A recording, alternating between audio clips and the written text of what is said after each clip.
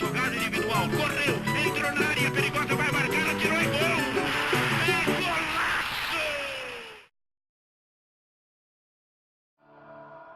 O Corinthians vivia tempos difíceis. O clube mais popular de São Paulo parecia ter parado no tempo em 1955. Em fevereiro daquele ano, o clube conquistara o seu título mais importante até então, o Campeonato Paulista de 1954, comemorativo do 4º centenário da cidade de São Paulo. Nos anos 60, o Corinthians vivia uma seca de títulos. Os rivais não demoraram a apelidar o alvinegro de Faz-me Rir. Nada que impedisse um talentoso garoto palmeirense de virar a casaca. Então, justamente o que aconteceu, pelo Banespa, eu jogando pro Voto Salão, aí surgiu essa oportunidade. Eu fui jogar contra o Palmeiras, uma decisão. O primeiro jogo foi no Banespa, eu estava jogando e eu jogava bem o salão. Era danado, ia pra cima, meu jogo, né? Minha característica. E um diretor do Palmeiras falou, será que esse moleque joga bem o campo? Porque tem essa mística, às vezes o garoto joga salão bem e não joga o campo.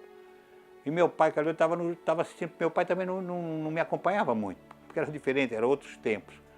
Aí falou, não, ele joga bem, pô, joga campo também. Aí então o diretor do Palmeiras me deu um cartão para me treinar.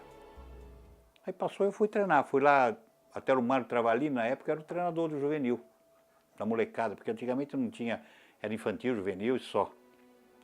Eu fui, não era porque eu era o Rivelino que tinha que olhar para mim, mas pô, eu entrava, pô, fazia uma graça, jogava, né? Aí treinei uma vez, na segunda vez fui, na terceira vez eu e mais uns 8, 9 garotos. Pô, simplesmente ele parecia um bando de lixo, sabe? Ele falou, ó, se vocês quiserem se trocar, não sei, vai treinar. Pô, eu fiquei pé da vida, eu não pedi para treinar, pô. Antigamente era... Aí saí chateado, porque eu era palmeirense. A dispensa teve consequências em campo para o Palmeiras. Tanto é que tem um episódio nesse período, eu fui decidir o título contra o Palmeiras, do Salão, lá no Parque Antártica. Aí eu arrebentei com o jogo, nós ganhamos, fomos campeões, e o Mário me reconheceu e foi falar comigo, para mim treinar, né? Porque ele, falei, agora não, agora eu vou no Corinthians. Eu falei, mas eu mando um carro te apanhar, aquelas coisas, agora eu vou pro Corinthians. E fui pro Corinthians, aí começou a minha vida, aí eu fui muito feliz, porque eu fui pro Corinthians, eu não fiz peneira. Eu já fui treinar com os jogadores que iam disputar o campeonato juvenil, naquela época. Quer dizer, cada treino que ele fazia, ele sobressaía. Não tinha jeito. E já a pessoa já olhava, já tinha com outros olhos. A maneira como foi recebido no Palmeiras, uma maneira horrível, foi que eu fiquei decepcionado, tanto é que uma coisa que me magoou muito, mexeu muito comigo, da maneira, o que fizeram, não só comigo, mas com os outros garotos. Agora que eu fiquei muito sentido, muito magoado, o Corinthians parecia que eu estava na minha casa. A expectativa do jovem crescia com o passar do tempo. Quando a oportunidade apareceu, Rivelino não desperdiçou. Eu almoçava com a vez com meu pai, falava pro meu pai e pro meu irmão, pô, tem um moleque lá, o ano que vem, ele vai estourar a idade e eu vou ser o titular do juvenil. Mas o juvenil mal, de repente eu entrei no juvenil. E comecei a aparecer no juvenil. Aí de repente começou o Campeonato Paulista e não tinha um meia lá em cima, e justamente naquela época, eu fui muito feliz, aí que fizeram o campeonato de aspirante. Aí pintaram lá embaixo, tem um moleque lá embaixo que tá jogando muito bem. Aí me chamaram. Pô, eu joguei no juvenil, se eu fiz acho que 10 ou 15 partidas, foi muito. Aí de repente eu fui para cima.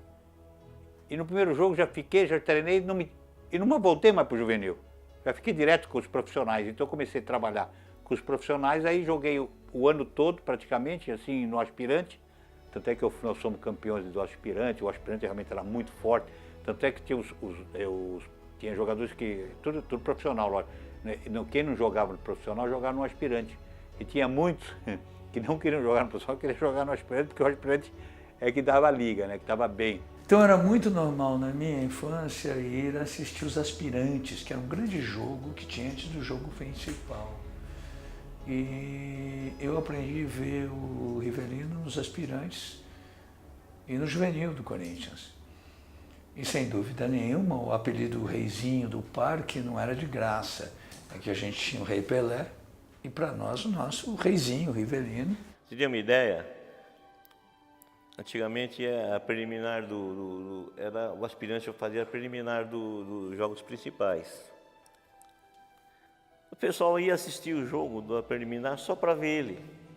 Acabava a preliminar, metade do estádio ia embora para não ver o time principal. Iam ver ele. O sucesso nos aspirantes transformou o Rivelino na principal esperança de um clube que se acostumou a ver o sucesso dos rivais. O Santos tinha Pelé.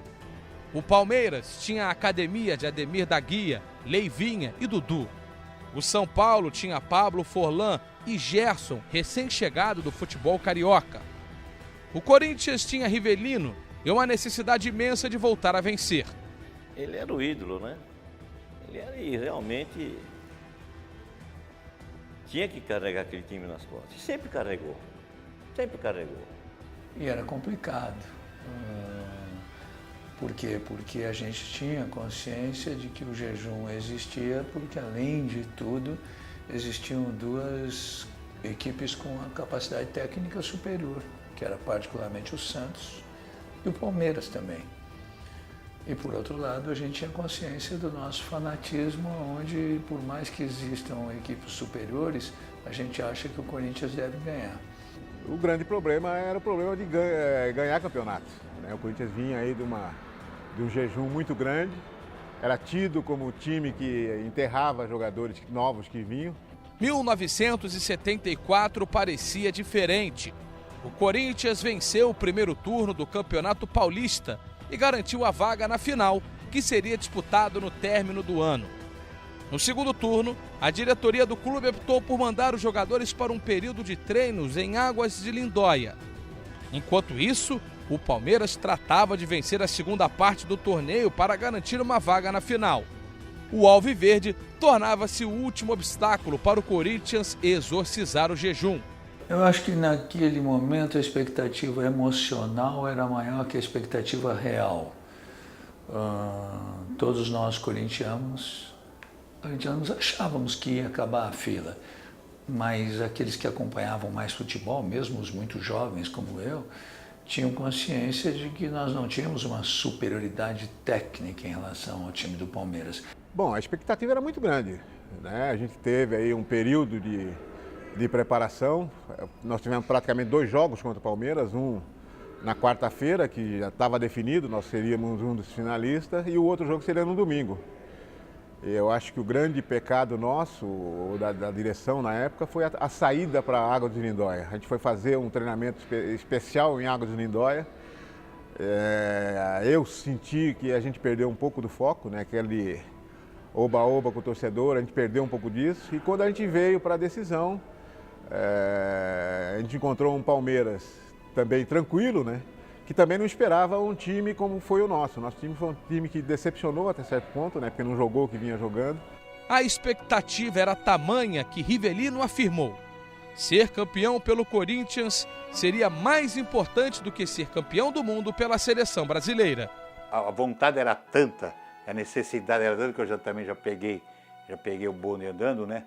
Já vinha não sei quantos anos na fila, que eu falava, porra, trocava qualquer coisa para o Corinthians ser campeão, né? Mas é muito difícil trocar uma Copa do Mundo, né? Uma coisa que é um auge. Eu acho que é a coisa mais importante na vida no atleta profissional, você ser campeão do mundo. Mas era a necessidade, né? Que nós tínhamos, né? De tentar uma conquista, que eu era o jogador na época mais importante, era o jogador mais falado. E para mim, pô, eu ganhando, pô, tudo era melhor para o Rivelino, tudo ia ser melhor. E mais do que ninguém eu queria ganhar. A decisão começou a ser jogada no dia 18 de dezembro, no Pacaembu. Edu abriu o placar para o Palmeiras, mas Lance empatou a partida. Tudo aberto para o jogo decisivo. Só faltava definir onde seria, ou no Pacaembu ou no Morumbi. A decisão de que a partida aconteceria no estádio do São Paulo só saiu 2 dias antes da finalíssima. O Morumbi estava interditado, não tinha condição de jogo. Aí pegaram o presidente do Corinthians, na época, e botaram ele lá no campo, rolaram a bola funda, porque era pesado, o campo pesado, e para o Palmeiras era melhor até, porque o Palmeiras era muito mais técnico, era muito mais time também, e acontece que o Corinthians era muito mais garra, que era mais disposição, tanto é que o Pacaembu, que era a nossa casa, o primeiro jogo, tanto é que eu fui considerado o melhor homem em campo, nós empatamos 1-1, mas era para ter ganho o jogo, Mas de repente botaram a gente no Morumbi, tanto é que eu falei com o seu Piro, mas como? Na quarta-feira não teve Morumbi, como é que pode, de 3, 4 dias, o Morumbi tem condição de jogo? Até isso fizeram. O placar de 0-0 levava o jogo para a prorrogação. Até que aos 25 minutos do segundo tempo, Ronaldo definiu o título para o Palmeiras.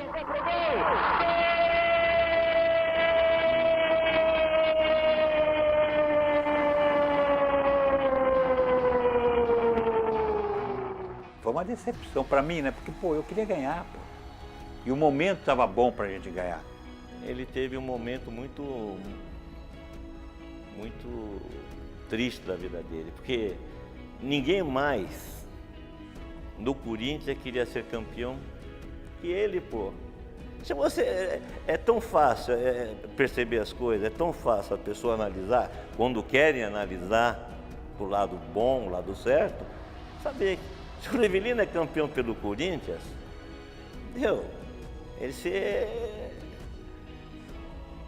o mundo era dele. É muito difícil, porque a gente também estava com a mesma expectativa do torcedor, né? Era um sonho, há muito tempo não se ganhava um campeonato e a gente entrou também nessa expectativa de poder chegar a esse campeonato. E a gente não foi feliz. O Palmeiras foi mais feliz, fez um gol no final do jogo praticamente e acabou com o nosso sonho. Eu acho que era um sonho principalmente do Riva, né? Que o Riva já estava há algum tempo no clube. E na época nós somos uma geração que o Campeonato Paulista para a gente era muito importante, né? Eu saí e falei, peguei minha malinha e fui embora. Nem sei se alguém falava comigo ou não falou. Minha cabeça estava, sabe? Porque, pô, eu queria tanto, sabe? Sabe quando você quer uma coisa, você se entrega, você quer buscar e de repente não consegue? É decepcionante, foi decepcionante para mim, apesar que não depende só de mim, né? Eu não ganho nada sozinho, não perco nada sozinho. Eu vim a pé do Morumbi até minha casa. Não sei quantas horas eu demorei para chegar. Foi sozinho, andando no meio da rua, na multidão, sem as pessoas nem sabiam que era o Rivelino, né? A derrota teve consequências para Rivelino. Uma reportagem de J. Ávila na Rádio Bandeirantes apontou o craque como o culpado pela perda do título. O resto da imprensa foi a reboque. Quem fez uma campanha contra mim, a Crônica de São Paulo também abraçou o J. Ávila. Aí quiseram me derrubar ou me tirar do Corinthians. Até aí o presidente do Corinthians também abraçou, não foi em cima dele. Os jogadores também na época também não vi ninguém falando alguma coisa sobre o Rivelino. Enfim, o pau caiu em cima do Rivelino. E foi a nossa grande decepção maior ainda, você responsabilizar um jogador por uma derrota e por um título, né? E infelizmente caiu sobre o Riva. Isso para a gente foi muito triste, porque não tivemos nem tempo, nem reação para poder tomar alguma atitude. De férias, quando a gente voltou, praticamente as coisas já estavam definidas. Final de ano, final de campeonato, o Corinthians perdeu. Jornalista precisa de matéria, meu. Vocês vivem disso. Infelizmente é matéria. O jornal precisa vender. E vai falar de quem? Do Adãozinho, do Tião? Vai falar do Rivelino. Porque antigamente eu achava que nunca ia sair do Corinthians. Eu achava que eu ia terminar minha carreira no Corinthians, porque antigamente era assim praticamente. Eu não me via fora do Corinthians, não me via com outra camisa. Evidentemente o futebol é repleto dessas coisas da vitória e a derrota, gerindo o futebol, e naquele momento a diretoria do Corinthians, para se livrar da derrota, resolveu se livrar do Rivelino. No próximo bloco, Rivelino muda de ares e cruza a ponte aérea graças a um homem ousado. O que eu imaginei? Pegar um avião, ir a São Paulo e tentar contratar o Rivelino.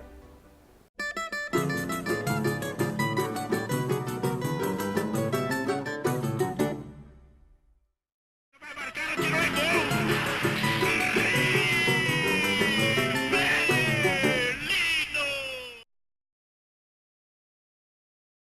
1974 demorou a terminar para Roberto Rivelino. O baque da derrota para o Palmeiras na final do Campeonato Paulista ainda ecoava na imprensa. Ele nem saía na rua, sabe? Porque foi um massacre em cima dele, um massacre. Mas chegou um momento da imprensa que realmente ficou insustentável. Chegou um momento que eu pensei em parar de jogar bola. Falei, vou parar de jogar, pô. Apenas na segunda metade de janeiro de 1975, apareceu uma figura para reverter o quadro. Ela tinha nome e sobrenome: Francisco Horta. Profissão: juiz de direito e presidente do Fluminense. O que eu imaginei? Pegar um avião, ir a São Paulo e tentar contratar o Rivelino. Sonho de uma noite de verão, talvez. Era verão. E eu corri para lá. Quando eu cheguei de avião no aeroporto, eu comprei rosas vermelhas e fiz um ramalhete tricolor. Fácil de fazer, botei verde, botei branco, virou tricolor. E fui para a casa dele. Toquei a campainha, uma senhora abriu e eu disse, a senhora é dona Maísa? Ela disse, eu sou Francisco Horta, novo presidente do Fluminense. Entra, presidente. E essas rosas são suas. Ela virou-se e disse, Osado, é a primeira vez que um dirigente de futebol me entrega flores. Eu percebi que eu estava agradando. Onde está o Rivelino? Ela disse, o Roberto saiu, mas volta. Eu digo, é Deus. Eu agora posso tentar seduzi-la com a ideia dela ir para o Rio de Janeiro. Porque o mundo é das mulheres. As mulheres que mandam em todos nós. Com a ausência dele, eu pude falar com ela durante 15 minutos. Quando ele chega, ela vira-se para ele e diz, Roberto, nós vamos para o Rio de Janeiro. Graças a Deus que apareceu o Francisco Horta na minha vida, o Fluminense, porque até então, não sei, o carga d'água não aparecia ninguém para tentar contratar o Rivelino. Então, para mim foi maravilhoso, pô, eu aceitei logo, eu não precisava nem as flores para minha ex-esposa, no caso, né? A vontade dos dois lados era mútua. Faltava combinar com Vicente Mateus, o presidente do Corinthians. Fomos à casa do seu Vicente Mateus, que logo foi me dizendo, Horta, eu não quero me desfazer do Rivelino. Ele é o maior craque do futebol brasileiro. É o maior craque do Corinthians. Jogou mal um dia, no outro dia joga melhor. Resultado, o Mateus disse não. E a Nossa Senhora do Roberto Rivelino, a professora Maísa, disse, seu Mateus, nós vamos, porque é questão pessoal. É pressão para terminar essa tensão. Nós estamos vivendo tensos, infelizes. Não é justo.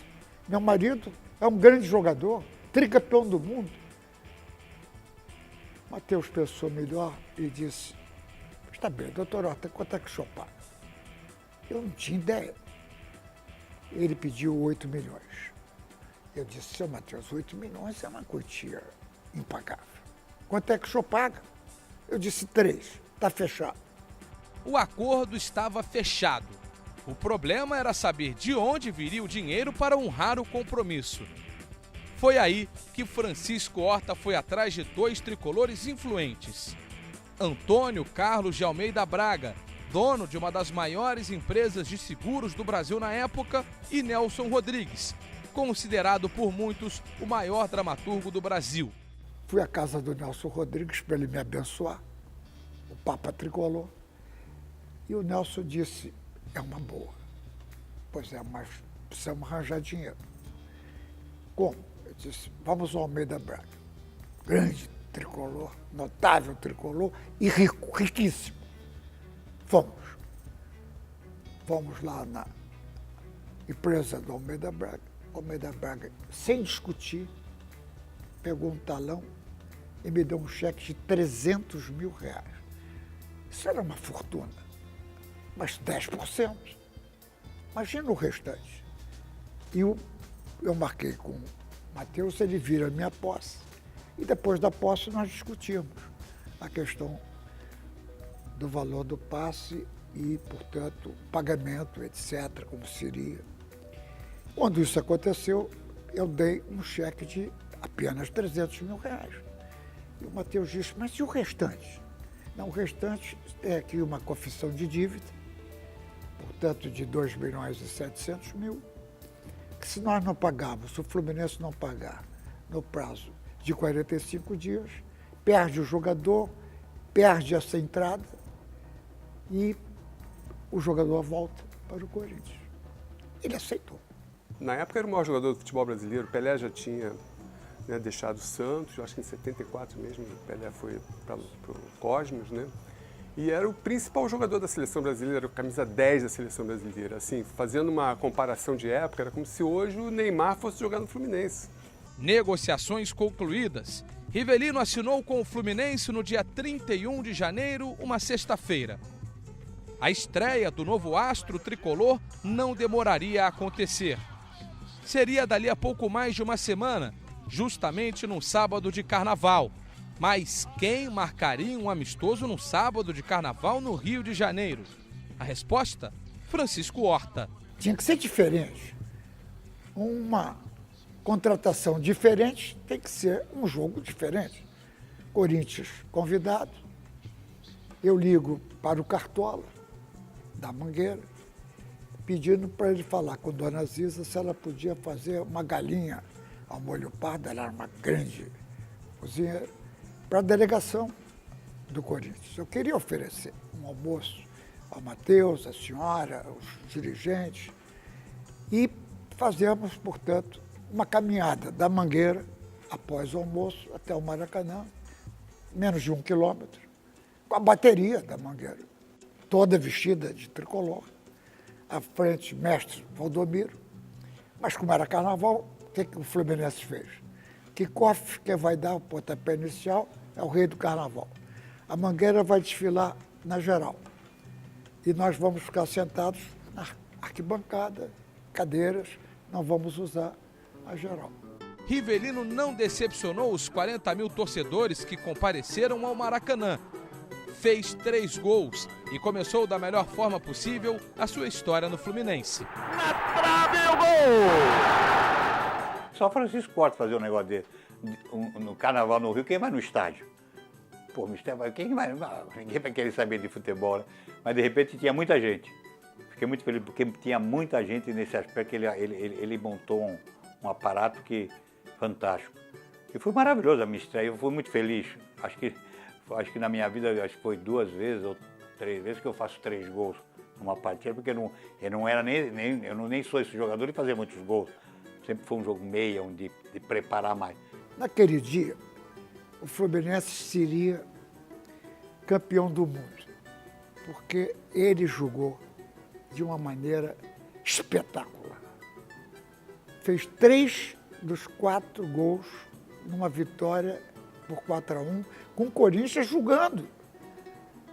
E o Fluminense imbatível por causa do Roberto Rivelino, que realmente era um jogador excepcional.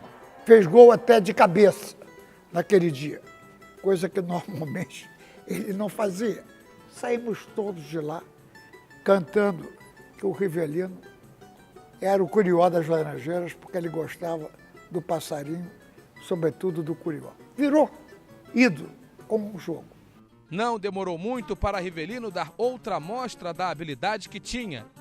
Em 1º de junho, Fluminense e Vasco se enfrentaram pelo segundo turno do Campeonato Carioca. O jogo terminou 1-0 para o tricolor, gol de Rivelino. O detalhe foi o que aconteceu antes do gol. Tinha um jogador no Vasco precioso, chamado Alcir. Ele era um center-half naquela época. Hoje, volante. Grande jogador. Só que tem que o Rivelino pega a bola, vai na direção do Alcir, o Alcir fica sem saber para que lado ele vai tentar passar, ele dá um famoso drible elástico. Porque eu aprendi com o Sérgio Chigo, né? Ele que dava, de repente ele deu num treino que jogou o central fora da área, eu falei, fora da área, fora do campo, aliás. Eu falei, japonês, o que você fez? Ele fez, aí eu comecei a fazer. Eu tinha uma mania de meter a bola, querer meter a bola, então eu ficava de lado e o meu lado saía mais comprido. Aí estava no jogo contra o Vasco, até jogava o Wilton por dentro, eu pegava, ele foi meter, ele trombaram nele, ele caiu, e eu parei na frente do Alcir, falei, vou dar um elástico. Naquela hora apareceu o elástico, não é que eu estava programado para dar um elástico no Alcir, que nem aquele, não, eu vou dar uma caneta, essas coisas, eu vou dar um chapéu, não. Aí dominei, quando o Alcir na minha frente, eu fiquei meio sem opção, falei, vou dar um elástico. Aí eu dei. Tanto é que eu errei o elástico, porque quando eu dava o elástico, ela vinha para a minha direita, ela pegou um pouco no bico da minha chuteira e passou embaixo da perna do Alcir, aí eu fui embora. Individual, enfrenta Alcir, passou-lhe entre as pernas. Passa a bola entre as pernas do Alcir, vai na direção do gol, passa pela zaga do Vasco. O goleiro, o Andrade, finge para ele que vai pular para o lado direito e oferece o canto esquerdo. Tem o René e eu acho que o Moisés que vinha, eu meti a bola entre os dois e falei, eles vão me dar uma porrada. Aí eles se encolheram, aí eu passei, aí eu olhei num canto do Andrade, saiu, eu olhei num canto aqui e meti aqui, né? Correu, entrou na área perigosa, vai marcar, atirou e gol! É golaço! Gol de gênio, gol de craque. O Maracanã veio abaixo, foi uma coisa, estou falando 40 anos depois. E na minha memória está o retrato daquele gol fantástico, o gol elástico. Se no Corinthians, Rivelino carregava o peso de ser o principal nome do time, no Fluminense as responsabilidades eram mais divididas. O clube montou um verdadeiro esquadrão, recheado de craques consagrados. E aqui ele fez parte da grande máquina, né, que foi construída, né, foi idealizada pelo presidente Francisco Horta. E assim, o Fluminense se tornou uma referência no futebol brasileiro, uma referência do bom futebol, uma referência do futebol arte, do futebol bem jogado, com toque de bola. E não só o Rivelino, tinha o Pintinho, tinha o Paulo César, tinha jogadores também competitivos, como em 76 chegou o Dirceuzinho, né?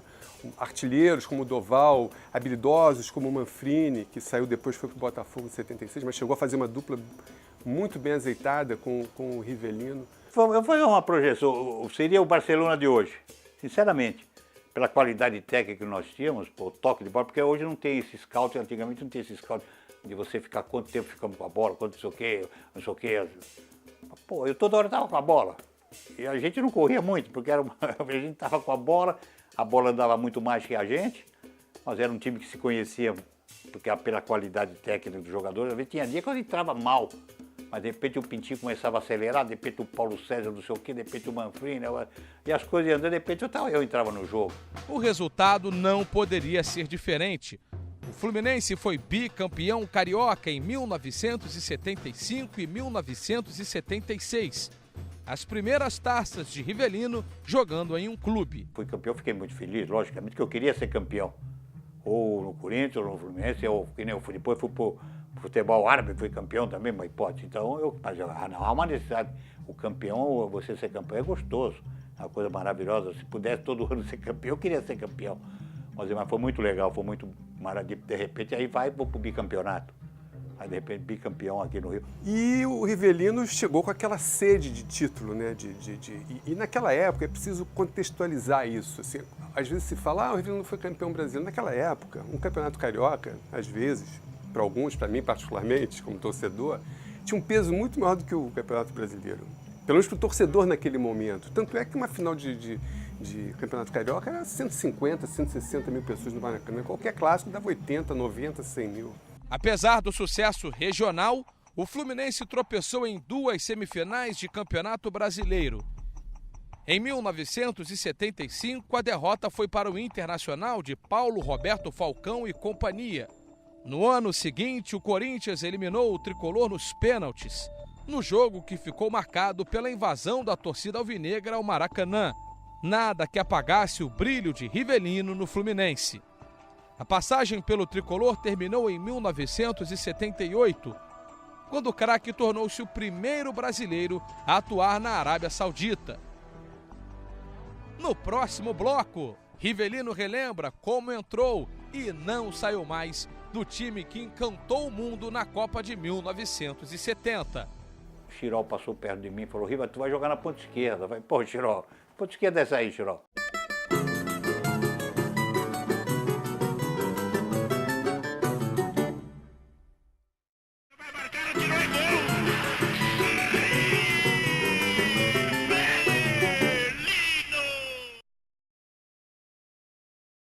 O reizinho do parque começava a expandir os seus domínios. O sucesso no Corinthians levou o Rivelino para a seleção brasileira. A primeira grande oportunidade apareceu em 1968, numa excursão comandada pelo técnico Aimoré Moreira. Em 68 realmente eu fui, até o meio de campo era fantástico. 3 canhotos, foi fantástico, a excursão era Gerson, Tostão e Rivelino. O Gerson mais atrás, né, eu via, mas ninguém marcava ninguém. Mas pô, foi uma excursão, para mim foi muito importante. Eu fui artilheiro, fiz gol para chute, também nesse jogo contra a Polônia fiz 3 gols, nós ganhamos de 6, enfim, foi fantástico. O desempenho não foi suficiente para convencer o jornalista João Saldanha. Ele fora o escolhido para comandar a seleção brasileira nas eliminatórias para a Copa do Mundo de 1970. No esquema do João Danado, como o Saldanha era conhecido, Rivelino não tinha lugar. Eu me lembro que nas eliminatórias, o Saldanha quando convocou, né, foram 22 feras, ele convocou 7 do Cruzeiro, 7 jogadores do Cruzeiro, se não me engano 7 do Botafogo e 7 do Santos, só o Rivelino, que era o do Corinthians na época, né? E formou a seleção brasileira. Eu me lembro do primeiro ataque das eliminatórias, era Jairzinho, Gerson, Tostão, Pelé e Edu. Tanto é que teve um treino que ele quis me colocou treinando de centroavante. Eu treinei naquela linha, pô, era Jair, Gerson, eu, Pelé e Edu, pô, foi do cacete, né? Parabéns. Eu não me achava, tanto é que terminou o treino e falou, pô, Riva, e aí? Falei, Saldanha, tô fora. Porque eu não sei jogar de costa, não sei, eu vou esperar a minha oportunidade, agradeço, mas eu não vou me adaptar. Não, até se eu ficasse parado, as coisas aconteciam naturalmente. Eu falei, não, mas eu não vou me adaptar. Tudo correu às mil maravilhas para o Brasil nas eliminatórias. 6 jogos, 6 vitórias e a classificação garantida depois da vitória por 1-0 sobre o Paraguai.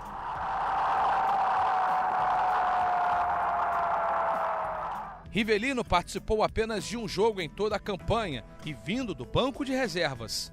A história começou a mudar em 1970.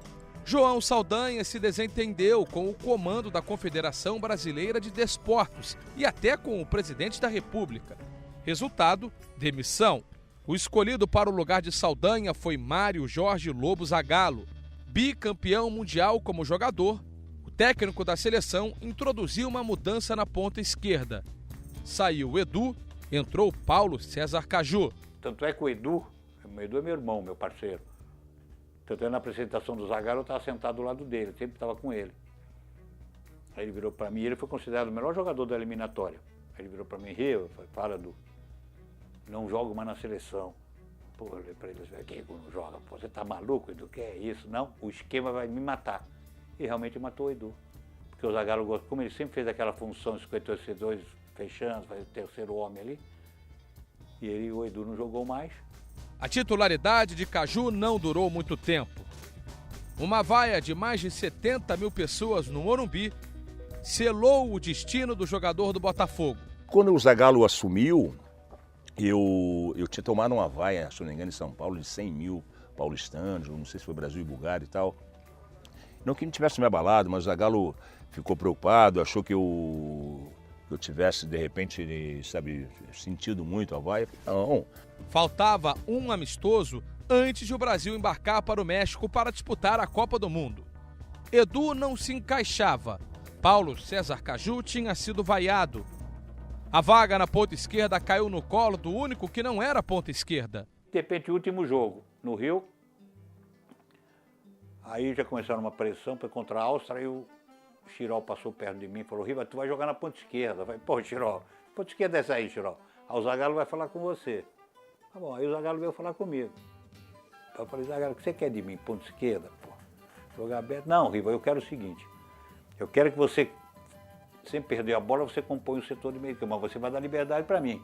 Porque o Gerson não era um jogador que muito, então eu posso passar na frente, enquanto a entrada dele.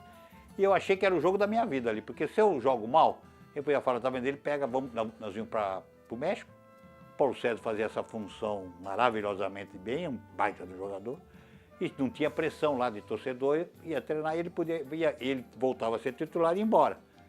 Eu falei, eu tenho que inventar uma mágica, fazer alguma coisa nesse jogo para, pô. A mágica foi feita.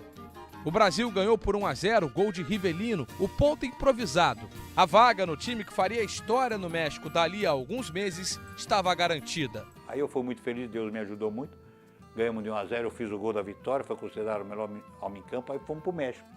Aí eu já fui como titular, aí comecei agora o negócio de chute, a patada atômica, que começaram a criar um negócio em cima do Rivelino. Aí, graças a Deus, eu fiquei, mas era difícil para mim, e ao mesmo tempo eu me sentia, não é mal, me sentia bem, confortável naquela função que me dava. Mas eu olhava no banco e via dois monstros sentados, né? Um Edu, que para mim eu considero o maior ponto esquerda em termos ofensivos que eu vi na minha vida, e um Paulo César, né? Mas também eu queria jogar e foi muito legal. Na Copa do Mundo, a patada atômica não demorou a aparecer. O primeiro gol do Brasil no Mundial foi de Rivelino, numa cobrança de falta contra a Tchecoslováquia na estreia. Foram mais 2 gols no caminho até a final contra a Itália, batida pelo Brasil por 4-1. Um momento mágico de uma seleção brasileira que até hoje é considerada a maior seleção de todos os tempos. Ainda, além do que nós tínhamos o maior jogador do mundo, que fez parte de um todo. E todos jogadores, quantos jogadores você fala daquela seleção que se destacaram? Então você fala 8, 9, 10, todo mundo conhece. Então foi uma seleção, um momento mágico e culminou, pelo menos para mim, que é inesquecível para mim, o último gol contra a Itália. Que lá para mim foi o dedo, parece que foi o dedo de Deus. Falou, agora vocês merecem, vão terminar fazendo esse gol. 41 minutos de luta e vamos ter a palavra daqui a pouco de Sua Excelência, o senhor Presidente da República. Bola entregue na direção de Clodoaldo, dribla 1, dribla 2, é o epílogo de uma festa verde e amarela. Bola para Rivelino, Rivelino para Jair, correu pela ponta esquerda, traiu o Paquete, passou por ele, lança a pelota Pelé, Pelé dominou, Carlos Alberto e Salive, correu Carlinhos, atirou, gol! Gol!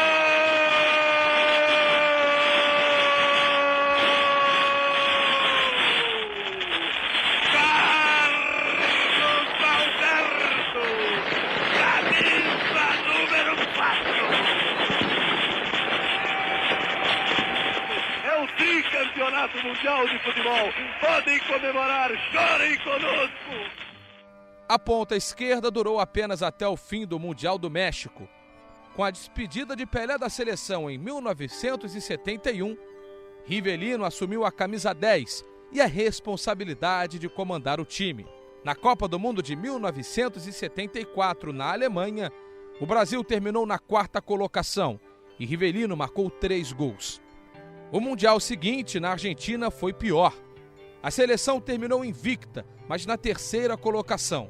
Rivelino se machucou no primeiro jogo e viu a maior parte da campanha do banco de reservas. Nada que representasse uma despedida dos mundiais. Rivelino esteve em todas as Copas do Mundo, de 1986 a 2002, como comentarista. Quem criou, porque ele tem uma cabeça maravilhosa, que era o Luciano do Vale. Ele sempre achou que um ex-atleta, profissional, dependendo da modalidade, seria comentarista. E ele que me abraçou. Me abraçou e eu gostei da ideia. Foi muito bem. Mas hoje, eu gosto mais disso que eu faço hoje. Que é justamente o papo de bola, né? A gente comentar, argumentar mais o futebol, em vez de ir no campo. Isso é uma coisa já que eu já tive convite para voltar, mas não. Mesmo com a carreira encerrada desde 1981, Rivelino permanece como um dos maiores ídolos do futebol.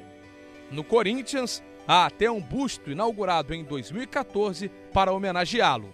Eu acho que mesmo tardio, o clube fez um reconhecimento que para nós também foi importante, porque a gente fez parte daquele momento. E a gente ficou muito feliz, fiz questão de estar presente nessa premiação que deram a ele. Não, Rivelino, sem dúvida nenhuma, foi o meu primeiro super-herói da minha infância e da minha adolescência. Ele, sem dúvida nenhuma, foi a coisa que mais me marcou como um ídolo de futebol do meu time. Vamos lembrar que o Rivelino é o grande ídolo de possivelmente o segundo maior jogador de futebol da história da humanidade, que é o Diego Armando Maradona. Ninguém é o ídolo do Maradona se não for o Rivelino. Aí um dos grandes amigos que eu fiz no futebol, um dos maiores jogadores de futebol do mundo, um dos maiores meios do mundo, uma figura excepcional, sabe, um grande amigo, um parceirão. Um homem impecável, não é apenas um jogador extraordinário, maior tricampeão do mundo, entre os 5 maiores jogadores do país, os 5 maiores jogadores do Fluminense, os 5 maiores jogadores do mundo. O Rivelino não era apenas um grande jogador, era um líder dentro de campo. Era um companheiro. É aquele que joga para os outros também. É aquele que levou o Gil, ponta direita, para a seleção. De mandar a bola a 30 metros. Olha para o lado direito, dá para o Mário Sérgio na esquerda. Olha para o Mário Sérgio, dá para o Gil na direita. É imarcável. A visão de jogo. Acho que o Rivelino está aí ao lado de Beckenbauer, de Gerson, de Tostão, de Pelé, de Gerd Müller, de Puskás, de Cruyff, entendeu? Acho que está nesse time aí, com certeza. É um ícone da história do futebol mundial, com certeza. Como jogador de bola, como ser humano, tem assim, é coisa...